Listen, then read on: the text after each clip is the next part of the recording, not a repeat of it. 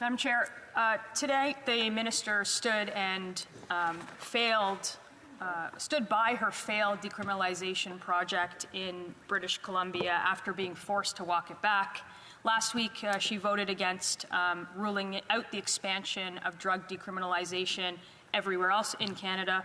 Will the minister unequivocally commit today to never expanding her insane decriminalization policy from BC anywhere else?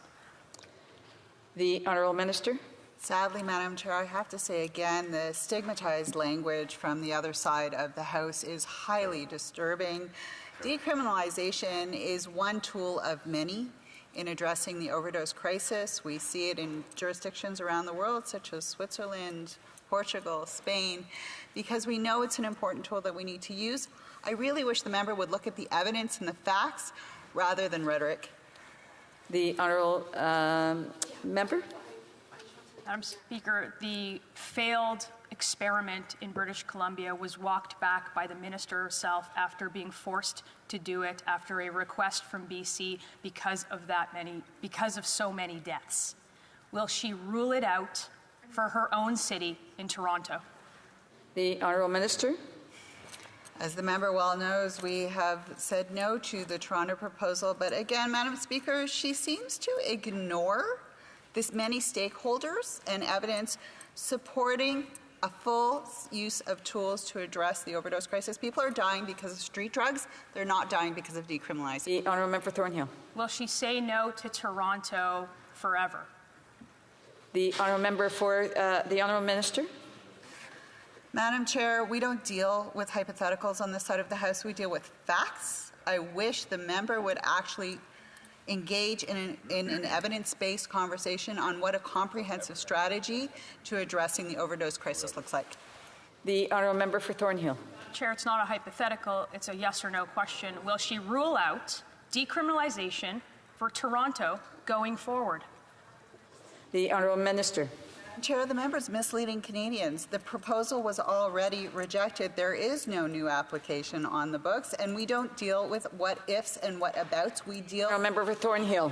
It is a very, very simple question, and I think the people of Toronto who have watched crack being smoked in a hospital, people shooting up in a park next to children, whether she will say no to decriminalization in Toronto going forward. It's a yes or a no. The Honourable Minister. Current proposal was rejected, Madam Chair.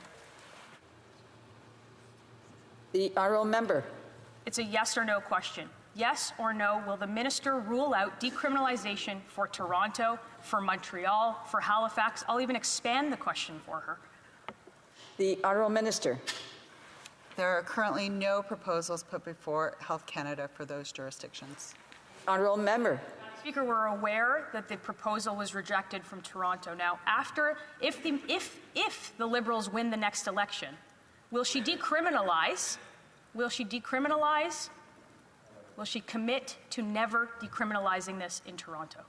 Stop the clock. I just want to remind the other members not to try to participate in this debate unless they have the floor. The Honourable Minister, and just so the Honourable Member knows, there's 1 minute and 26 seconds left. So now the Honourable Minister in 14 seconds, please.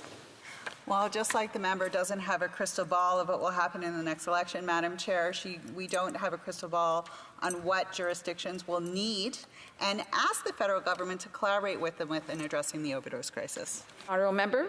The minister is asked yes or no if she will commit to never decriminalizing drugs in Toronto, illegal drugs, her failed, insane drug policy of British Columbia. She's asked if she's not going to bring it forward in Toronto, and she cannot answer the question. I'm going to give her one more opportunity.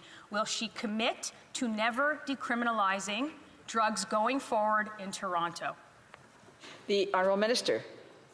I would kindly ask the member to check her language and the stigmatization of those who need our help in addressing substance use and addictions, Madam Chair. We deal with facts, we deal with experts, we deal with evidence, we deal with healthcare systems on this side of the House. I will ask one more time, will the minister commit to not decriminalizing drugs in Toronto going forward. The people of Toronto want to know what she's going to do in her own community because she's already let down BC. Honourable Minister, there's no more time, but I will allow her to respond. The City of Toronto knows that it needs healthcare services from the province and to work collaboratively with all levels of government to save lives and address those who use substances. Thank you, Madam Chair.